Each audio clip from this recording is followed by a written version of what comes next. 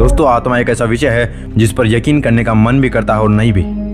अगर आप वैज्ञानिक नजरिए से सोचेंगे तो शायद आत्मा से जुड़े रहस्यों में कोई दम ना लगे, लेकिन अगर आप आध्यात्मिक दृष्टि से देखेंगे तो आपको आत्मा से जुड़ी बातों पर यकीन करने का मन करने लगेगा। हिंदू धार्मिक ग्रंथ गीता में आत्मा को एक केंद्र में रखकर ज्ञान की बातें बताई गई है।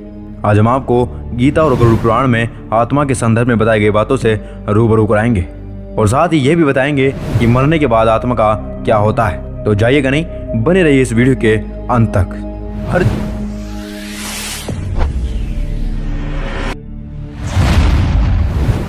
हर जीवित व्यक्ति के अंदर आत्मा मौजूद होती है। जैसे ये शरीर से निकल जाती है, यह शरीर निर्जीव हो जाता है। यानी आत्मा एक जीव है जिसके चले जाने से शरीर जीव विहीन हो जाता है। शरीर से जुड़े सारे रिश्ते नाते सब खत्म हो जाते हैं। गीता में श्री कृष्ण कहते हैं, मैं हर व्यक्ति में आत्मा रूप में मौजूद हूँ, यानी ये आत्मा ईश्वर का स्वरूप है।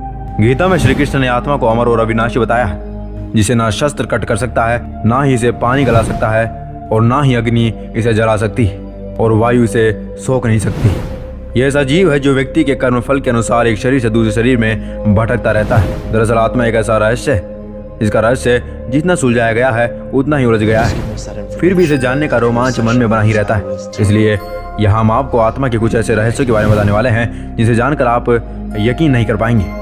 गरुड़ पुराण में बताया गया है कि आत्मा का स्वरूप मिट्टी के एक दाने के 10,000 से ज्यादा टुकड़े कर लिए जाए, उनमें से एक टुकड़ा आत्मा का आकार होता है। गरुड़ पुराण में यह भी बताया गया है कि मरने के पश्चात आत्मा के साथ क्या क्या व्यवहार किया जाता है। उसके अनुसार जब आत्मा शरीर छोड़ती है तो उसे यमदूत लेने के लिए आते हैं। मानव अपने जीवन में जो कर्म करता है, यमदूत उसे उसके अनुसार अपने साथ ले जाते हैं।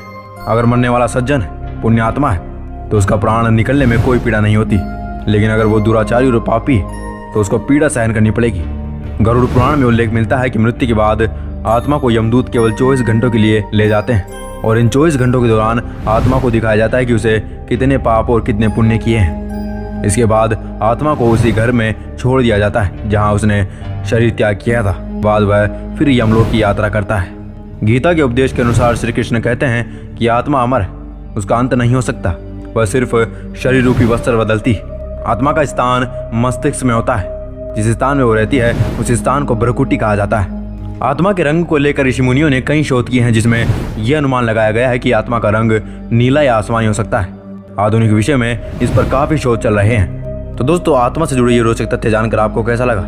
अगर वीडियो आपको पसंद आती है तो वीडियो को लाइक, शेयर और सब्सक्राइब करना बिल्कुल ना भूलें। और इस अति महत्वपूर्ण वीडियो में अंत तक बने रहने के लिए आप सबका दिल से धन्यवाद। मिलते हैं अगली ऐसी रोमांचक वीडियो के साथ, तब तक के लिए ओम शांति।